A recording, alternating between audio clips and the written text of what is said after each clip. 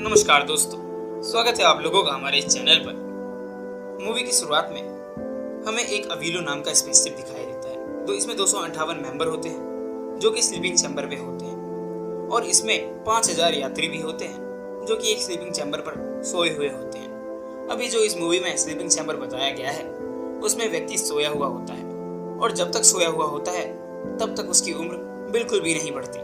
अगर कोई इसमें 25 साल की उम्र में सोता है तो उसके अंदर 25 साल उम्र वाली ही फुर्ती रहती है। यह पूरा अंतरिक्ष यान ऑटो पायलट मोड पर रहता है। इसके अगले ही सीन में हमें अंतरिक्ष यान पर एक चट्टान से टकराता हुआ दिखाई देता है। चट्टान से टकराने के कारण अंतरिक्ष यान में जोरदार कंपन होता है, और उसी वक्त एक स्लीपिंग चैम्बर टेक्नोलॉजी की खराबी के कारण खुल जाता है।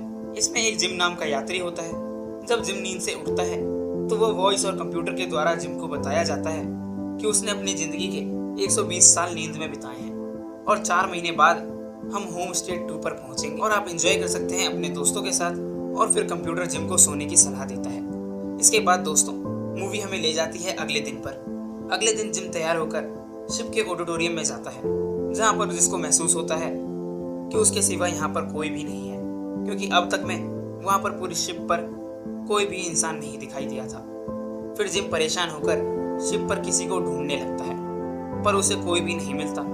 वो इस मशीन के कहने पर शिप कंट्रोल रूम के में सिर्फ मैनेजर के पास जाता है, और वहाँ पर वो देखता है तो उसे वहाँ पर कोई भी नहीं मिलता, और शिप के क्रू मेंबर भी स्लीपिंग चैम्बर पर सोए हुए होते हैं। जिम कंट्रोल रूम के अंदर एंटर नहीं कर सकता था, क्योंकि कंट्रोल रूम में सिर्फ क्रू मेंबर ही जा सकते हैं। जिम सिर्फ क्रू मेंबर के स्लीपिंग चैम्बर को देख पाता है, और उस कंट्रोल रूम में कोई भी नहीं होता। पूरी शिप ऑटो पायलट मोड पर होती है। शिप के एक और हिस्से में आकर, तारामंडल में आकर कंप्यूटर की मदद से जिम को यह पता चलता है कि उसका यान अभी होम स्टेट 2 पर पहुंचने के लिए 90 साल पीछे है। पृथ्वी से 30 साल पहले इस अंतरिक्ष यान ने यात्रा शुरू की थी। उसका अंतरिक्ष यान अभी भी बीच सफर में है, और अंतरिक्ष यान 90 साल बाद अपने मंजिल पर पहुंचेगा। इसके बाद जिम को पता चल जाता है उसके अकेले का ही लिविंग चैम्बर 90 साल पहले ओपन हो गया है, और वह समय से पहले ही नींद से जाग गया है। स्लीपिंग चैम्बर की गड़बड़ी बताने के लिए जिम वॉइस मैसेज भी पृथ्वी पर भेजता है।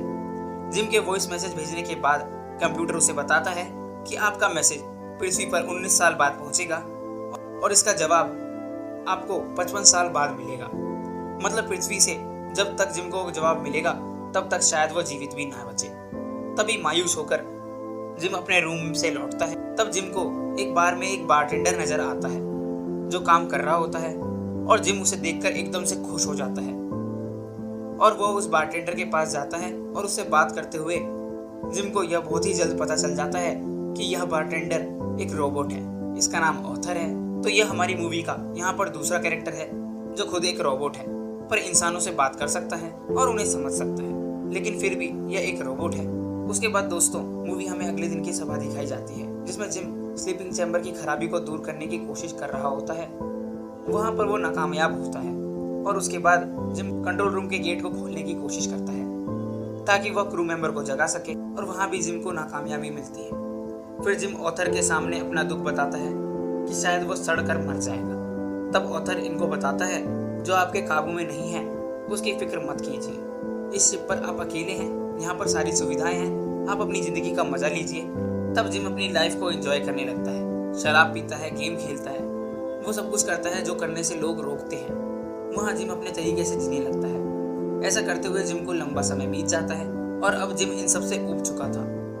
इसी बीच जिम स्पेस सूट पहनकर शिप के बाहर भी जाता है और आत्महत्या करने की कोशिश भी करता है, पर वो ऐसा नहीं कर पाता। और वापस लौटते वक्त जिम की नज़र एक स्लीपिंग चैम्बर पर पड़ती है। यह स्लीपिंग चैम्बर आरओ का होता है, जो पेशे से एक लेखक है। तब जिम आरओ की जानकारी कंप्यूटर से निकालकर उसके बारे में और भी जानता है। आरओ की वीडियो जिम को अपनी तरफ आकर्षित करते हैं, और जिम मन ही मन आरओ को चाहने लगता है और उसको उसकी कमी खिलने लगती है। तभी जिम सोचता है क्यों ना स्लीपिंग चैम्बर को खराब करके आरओ को जगा दिया जाए, ताकि जिम अपने अकेलेपन को दूर कर सके। ऐसा करके क्या वो सही कर रहा है? अपने अकेलेपन को दूर करने के लिए वो किसी और की जिंदगी खराब कर रहा है।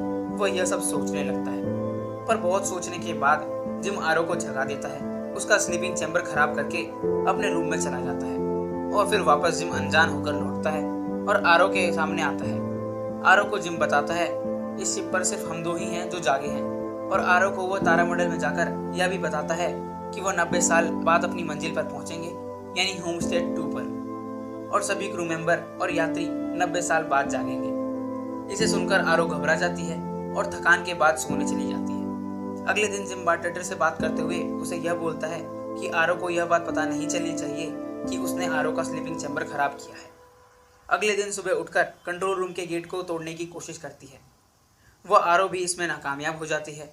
फिर वह उदास होकर अपने सफ़र के बारे में लिखने लगती है और इसके लिए वह जिम का इंटरव्यू भी लेती है। वह उसे बताता है कि वह एक मैकेनिक है, उसे चीज़ें बनाने का शौक है, बिगड़ी हुई चीज़ों को सुधारने का शौक है। उसे टिकट पर डिस्काउंट मिला था, इसलिए वह यहाँ आया। वह अपनी ज़िंदगी को एक नई तरीके से शुरुआत करना चाहता था। आरो भी जिम के साथ घुल मिल जाती है और दोनों अपनी स्पेस लाइफ को एंजॉय करने लगते हैं। कुछ दिन बाद जिम आरो को डेट के लिए पूछता है तो आरो भी हाँ कर देती है। इसके बाद जिम और आरो की लव स्टोरी की शुरुआत होती है। दोनों एक साथ लंबा समय अच्छे से गुजारते हैं। जिम आरो को इम्प्रेस करने के लिए नए नए तरीके खोजता है और दोनों प्यार से रहते हैं। और इस सारी कहानी को आरो अपनी डायरी में भी लिखती है। 1-2 दिन के बाद आरो का बर्थडे आता है। वो लोग आरो का बर्थडे सेलिब्रेट करते हैं। यहाँ जिम और आरो ऑथर को बताते हैं कि उन दोनों के बीच यहाँ पर अब कुछ भी सीक्रेट नहीं बचा। तब ऑथर आरो को बताता है कि जिम आपसे बहुत प्यार करते हैं। आपको जगाने से पहले उन्होंने खूब सोचा। और आगे आरो को यह बात पता चलती है कि जिम ने ही उसका स्लीपिंग चैम्बर खराब किया है। यह सुनकर आरो को जिम से नफरत होने लगती है और इसके बाद आरो जिम को मारने की कोशिश भी करती है। जिम भी आरो को खूब मनाने की कोशिश करता है। आरो जिम से बहुत बुरी तरह से नफरत करने लग गई थी। आरो को मनाने के लिए जिम वहाँ पर एक पेड़ भी लगाता है, क्योंकि दोस्तों यह एक स्पेसशिप है और यहाँ पर एक फूल का भी मिलना बहुत बड़ी बात होती है।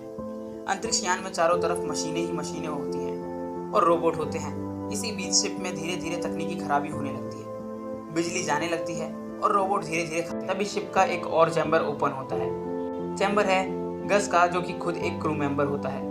गस अरोरा और जिम से मिलता है। तब गस अंतरिक्ष यान में और चैम्बर की खराबी को पता लगाता है। यहाँ गस को पता चल जाता है कि जिम ने अरोरा का स्लीपिंग चैम्बर खराब किया है और उसे जगाया है। यह बात गस जिम को भी बताता है। अरोरा गस को इस टॉपिक पर बात भी करती है।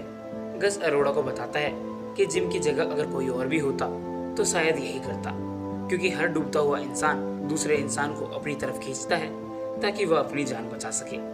आगे गस धीरे धीरे बहुत कमजोर होने लगता है और वह अपने स्लीपिंग चैम्बर पर सोने के लिए चला जाता है। उसी समय जब वह लोग सोते हैं तब शिप की ग्रेविटी 0 हो जाती है और सारी चीजें हवा में उड़ने लगती हैं। उसके बाद गस, अरोरा और जिम तीनों खराबी का पता लगाने लगते हैं। तब उन्हें पता चलता है कि धीरे धीरे इस शिप की सारी मशीनें खराब हो रही है। इसी बीच गस बेहोश हो जाता है और जब यह लोग डिस्पेंसरी लेके जाते हैं तब उन्हें पता चलता है कि गस को 612 बीमारियां हैं और वह जल्दी ही मरने वाला है। तब गस वहां से चला जाता है और शिप तेजी से खराब होने लगती है। जिम और अरोरा गस को ढूंढते हैं और तब गस जिम को अपना आई कार्ड देता है और उसको शिप को ठीक करने को कहता है। गस की आईडी से जिम यान के सभी चीज़ों को एक्सेस कर पाएगा। ऐसा कहते हुए गस की डेथ हो जाती है। इसके बाद दोस्तों शिप की हालत बहुत ही तेजी से खराब होने लगती है। जिम और अरोरा मशीन वाले भाग में जाते हैं, जहां उन्हें पता चलता है कि चट्टानों से टकराने के कारण शिप में होल हो गया है, जिससे उनका रिएक्टर काम करना बंद हो गया है और वह रिएक्टर गर्म हो गया है। और रिएक्टर को ठंडा करने के लिए जिम शिप के बाहर जाता है ताकि वो दरवाजे को खोल सके। जो रिएक्टर गर्म हो गया है वो रिएक्टर वापस से ठंडा करने के लिए जिम शिप के बाहर एक दरवाजे को खोलने जाता है, पर खराबी के कारण दरवाजा खुल नहीं रहा था। जिम को वहां खड़े रहकर ही दरवाजे को खोल के रखना पड़ेगा, पर ऐसा करने से रिएक्टर की गर्मी से जिम की जान भी जा सकती है। रिएक्टर के दरवाजे को अंदर से खोलने के लिए जिम अरोरा को मनाता है कि शायद वो वापस कभी नहीं मिल पाए। बहुत मनाने के बाद अरोरा अंदर से गेट खोलती है और रिएक्टर ठंडा होता है और जिम बाहर ही रह जाता है। उस स्पेसशिप का केबल टूट जाता है। जिम धीरे धीरे मौत की तरफ बढ़ता है। 0 ग्रेविटी में यहाँ पर स्पेस सूट भी खराब हो जाता है। अरोरा बाहर जाकर जिम को अंदर लेकर आती है। तब तक में जिम के शरीर के सारे अंग काम करना बंद कर देते हैं। अरोरा जिम को डिस्पेंसरी में लेटाकर जिम को जिंदा रखने की सफल हो जाती है। अरोरा जिम को जल्दी से डिस्पेंसरी में ले जाती है और उसको जिंदा रखने में सफल हो जाती है। बाद में दोस्तों धीरे धीरे पूरा यान ठीक होने लगता है फिर जिम उसे बताता है कि वह गस की आईडी कार्ड से उसे फिर से सुला सकता है और 88 साल बाद वह सभी लोगों के साथ वापस से उठ सकती है और नई जिंदगी बिता सकती है, पर यह कोई एक बंदा ही गहरी नींद में जा सकता है। उसके बाद अरोड़ा जिम से कहती है कि ऐसे में तो तुम अकेले रह जाओगे। इसके बाद दोनों अपनी स्पेस लाइफ को एंजॉय करने लगते हैं। इसके बाद मूवी सीधे हमें 88 साल के बाद दिखाई जाती है, जहाँ पर सभी क्रू मेंबर और सभी लोग जाग चुके होते हैं, पर हमें यहाँ पर जिम और अरोड़ा को नहीं दिखाया जाता।